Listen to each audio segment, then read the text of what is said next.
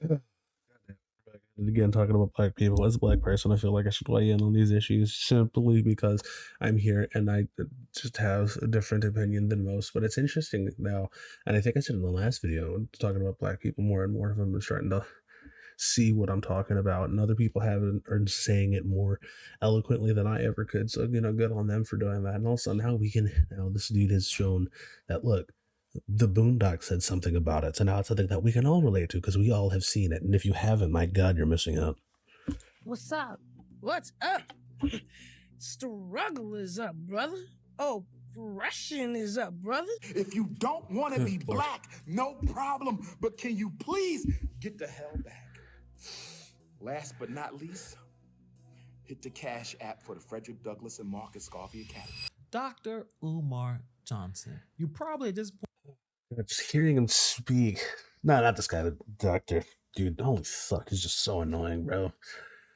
Like, he's pretty much his entire grift is telling black people that X is happening, and since X is happening, give him money and he will tell you how to not have X happen, or you'll end up being better because he has something better in mind or some bullshit like that. It's fucking stupid. It's literally one of the worst grifts out there, at least in my opinion. But again, I'm biased and black, so it like directly affects me, but whatever.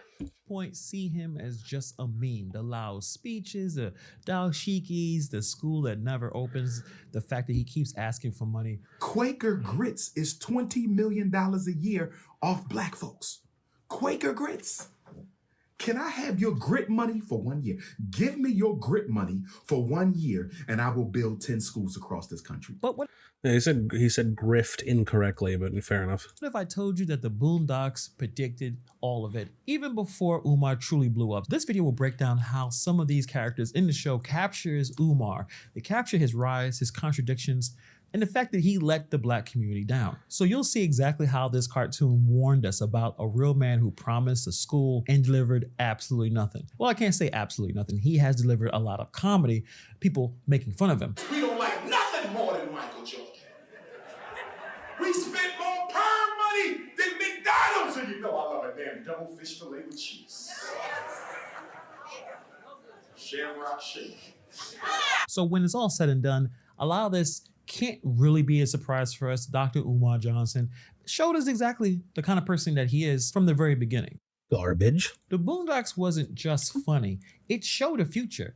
It roasted everybody, rappers, politicians, music execs, TV execs, fake revolutionaries. No one was safe. And somehow 20 years later, it still hits. Why? Because every episode was layered with jokes on the surface, truth underneath, and a whole lot of criticism for the culture, particularly black culture. This show saw the BS before a lot of us did. That's why it still resonates. That's why it still circulates. That's why I still watch it as much as I can. That's why I even named my dog Riley.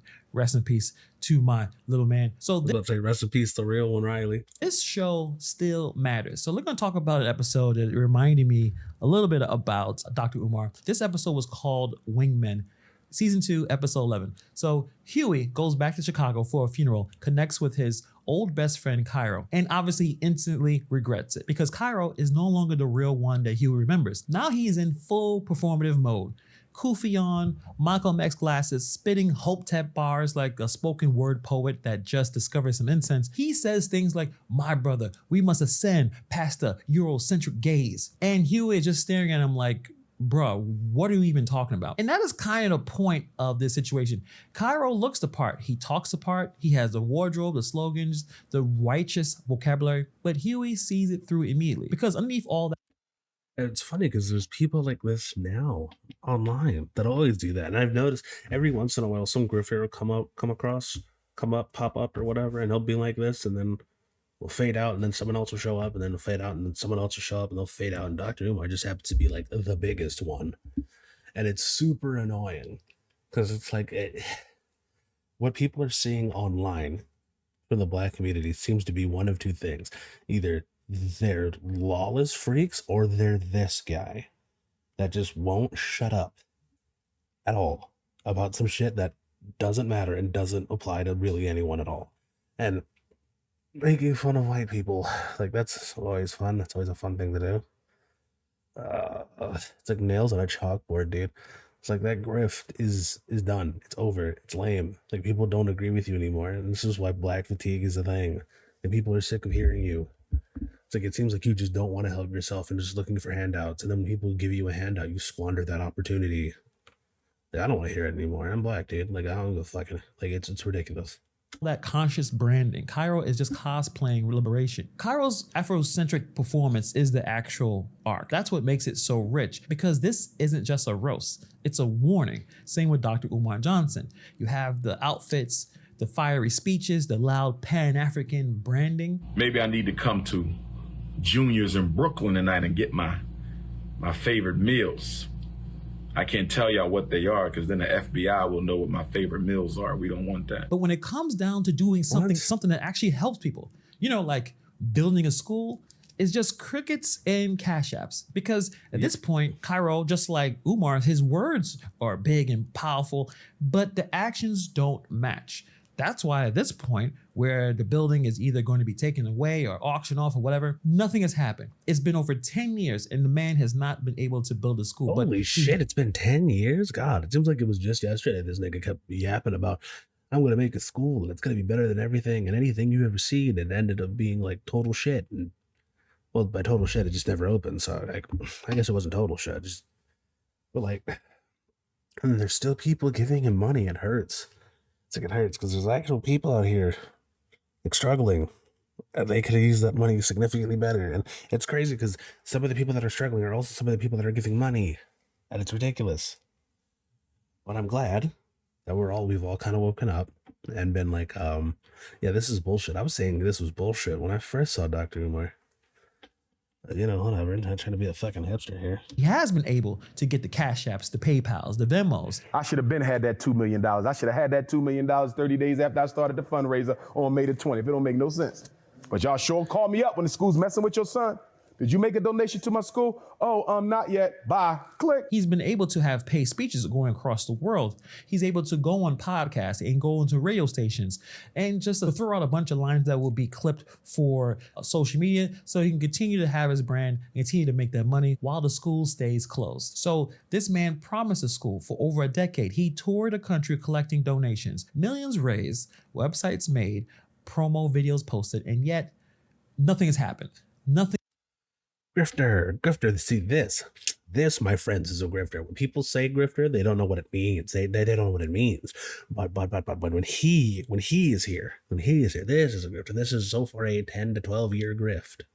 The school is just 10 years. Grift. And it's insane that people are still going for it. Hopefully that ends soon because, he's a bum. But yeah, we'll go from there. Thing is going on. People gave their money. Parents put hope into this man's vision, and he gave them tours of empty hallways. It's the same betrayal, it's just with bigger stakes. Umar abandoned the mission. Both chose the image, the brand over impact, the ego over effort. Somebody left a weave at my school. Which one of you beautiful African sisters left your weave bun at the Frederick Douglass Marcus Garvey Academy? There's no possible way that Dr. Umar could be traveling around the country providing speeches and build a school at the same time. It doesn't make any sense. A lot of us probably knew that for the most part, but you thought maybe, just maybe, he has invested in the right people, in the right infrastructure, and have enough resources that he can build a school while traveling the country. Even with LeBron James' school, I promise, the school is doing poorly. Because LeBron James doesn't know how to put a school together, it takes a lot of effort. You're not going to be able to travel the country providing speeches, going to podcasts, going to radio stations, spending hours on live, and be able to build a school. It's not possible. Or it's highly unlikely that it's going to be successful. Now, there's another episode I found was very interesting. It's the episode of the hunger strike. This was season 2, episode 14. So Huey is fed up with BET, which I totally understand, especially at that point, and launches a hunger strike to protest how toxic the network is for the Black community. And if you was watching BET at that time, it got really, really terrible. After the first owner who found BET, he sold it. And you can tell by the quality of the program, it started to slide. Actually, it just became more of a ghetto MTV. The shows were not the same how it was back in the early days of BET. it just went to more depravity. It went to more nonsense. So Huey is focused, he's serious, he says no food, no games. Then in slides in Reverend Rollo Goodlove, voiced by CeeLo Green, looking like a Times Square billboard. He's got the catchphrases, the matching merch, and the whole PR team behind his activism. This also could be compared to Al Sharpton, another person that I believe is a grifter. But Yeah. let's focus on Dr. Umar. So Huey is starving for justice. Rollo's hungry for that brand deal, that money. He co-ops the protest with a theme song, a fake hunger strike of his own, and within days he's sitting in boardrooms, not organizing, but negotiating his own sitcom with BET. And if you think that's absurd, just look at Dr. Umar. Also, Al Sharpton has a show on MSNBC. But anyway, somewhere between building the school and saving the race, this man...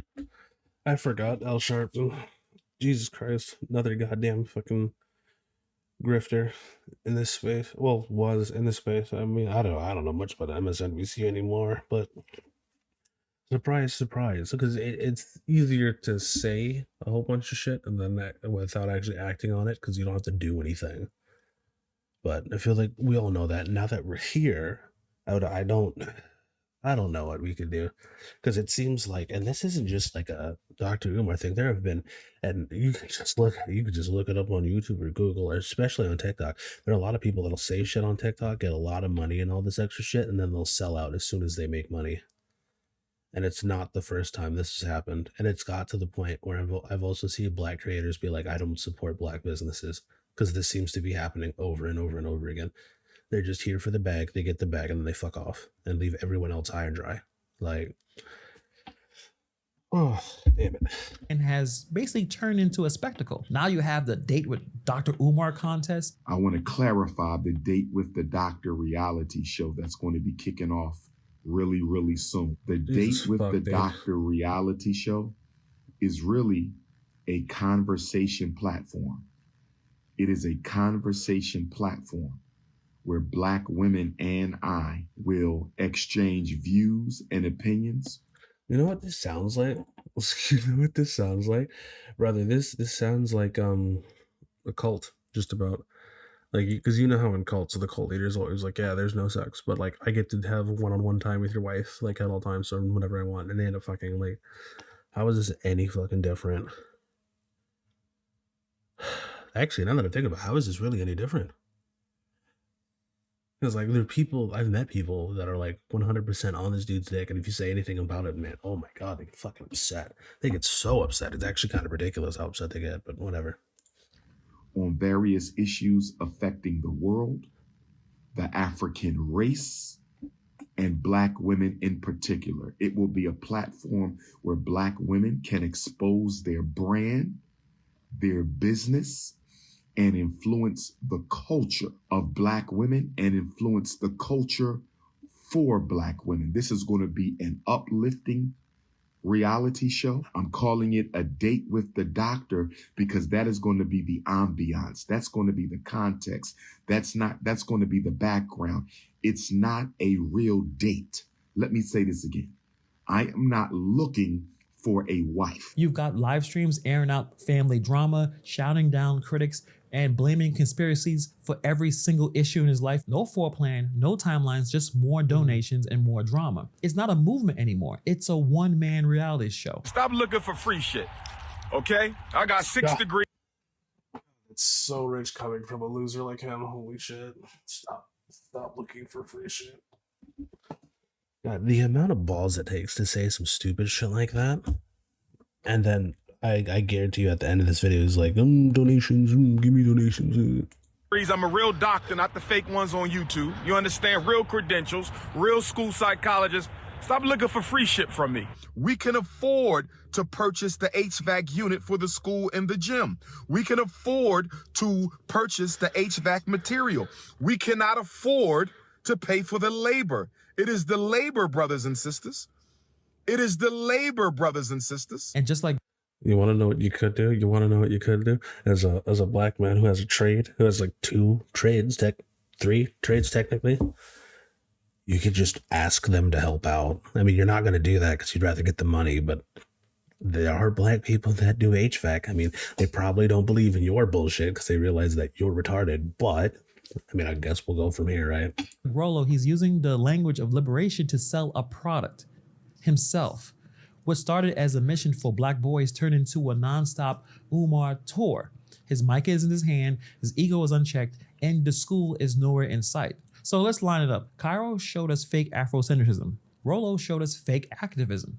And Dr. Umar, he's basically the remix. He has the Cairo look, the Rollo hustle, and enough charisma to make both look legit until you actually check the scoreboard. It's like Umar giving a really passionate speech, but then start plugging in his Cash App and his Venmo and all the speeches he's gonna do so you guys can come. Brother, that's one of the first things I look at when I start listening to people when they speak. If you are intermittently stopping to plug your shit to get money, I'm already not a fan. Or I'm not gonna lie to you, already not a fan. And it just sounded like bullshit to begin with. So, but again, that's just me. I just feel really bad for the people that have wasted who knows how much money on this guy for absolutely nothing. They have nothing to show for it. They can't say anything about it. Because you're gonna get that big speech fee. So this is the moment where the joke stops being funny. Because the creator of Boondocks, bro, this was crazy. This, if he plays this clip, if he doesn't, I'll see if I can find it. But this clip is crazy. Aaron Magruder, gave us these characters as a warning, exaggerated archetypes to roast the hustlers of the culture. But somehow many of us ignored the warning. Time is running out. And a lot of Black people say that, but for real. Part of why the civil rights movement has been so successful, and part of why those who have come after in terms of our leadership have been able to maintain a presence, is that Black people have always had a certain amount of moral currency that we have been using. And let me be the first to tell you, that's used up. White America has been watching us act like fools for a long enough time where any sympathy they may have had to our plight is completely gone. Now, I've never donated anything. Say it again. Oh my God, say it again. And this was like, you could tell just by the actual film grain that's on it. You could tell that he said this shit forever and a fuck ago. And it's even more prevalent now because people are wondering, what is Black critique? This is just racism. It's like, nah, dude, we're all just sick of it. And it's funny because now Black people are also like, I'm fucking sick of this shit. Let's do something else here. And I just don't think they will. I just don't think they will. So, I don't know about y'all, but I know about me as a Black man. I'm going to do what I can to get the fuck out of Dodge. Like, fuck that. Like, that Dr. Umar never will. But at the same time, people are nice and people want to be generous and people want to follow a dream. Unfortunately, it doesn't work. So the Boondocks is just a show, fictional characters, cartoons, right? But Umar, he took real money and left real damage, because when a man like this steps up dressed as the revolutionary, shouting Pan-African slogans, it's not just about him, it stains the whole cause. He didn't just break promises, he broke belief. And this has ripple effects. You know, now that I'm thinking about it, I wonder what actual Africans think about this guy, because African Americans are like, yeah, fuck this guy. I wonder what actual Africans are thinking about this guy. Across our community, the Black community, because many people believe that this system is failing us. Public schools fail us. You can say the healthcare is failing us. You can say the government is failing us. So when someone shows up claiming that they're going to do something different, people listen, people donate, people hope. And when that person turns out to be a grifter, that hope collapses into cynicism. And when the next organizer has to work twice as hard to prove that they're real, the next grassroots project struggles to raise money because folks remember the last time they got played. And meanwhile, Umar keeps going. He's still going to be loud, still dressed up, still asking for money, still spinning the dream of a school while the school is basically being taken away from him. That's not just a failed project, that's trauma. It's a reason why many people mock Pan-Africanism. Not because they disagree necessarily, it's because it turned into a hustle. It turned into a way to make money. That's why people joke about woke scammers instead of rooting for real leaders. So it isn't really harmless. It's not just memes and bad faith speeches. It's about the trust and the damage done when you steal it in the name of progress. But let me know what you guys think about this video. Put it in the comments below. And let me know what Boondocks episode you think predicted something else in real life. And if you're interested in this type of content, hit the subscribe button. Thank you for taking the time to watch this video, and I'll see you guys in the next video. Wow, what a surprise. Bang on job. What was your name again? Shit. Because I just, Hannibal is hungry. It's weird. I feel like I've come across a couple of his videos before and I just haven't said anything or seen anything. Anyway, y'all already know. Hannibal's hungry. Go find him. It'll be easy.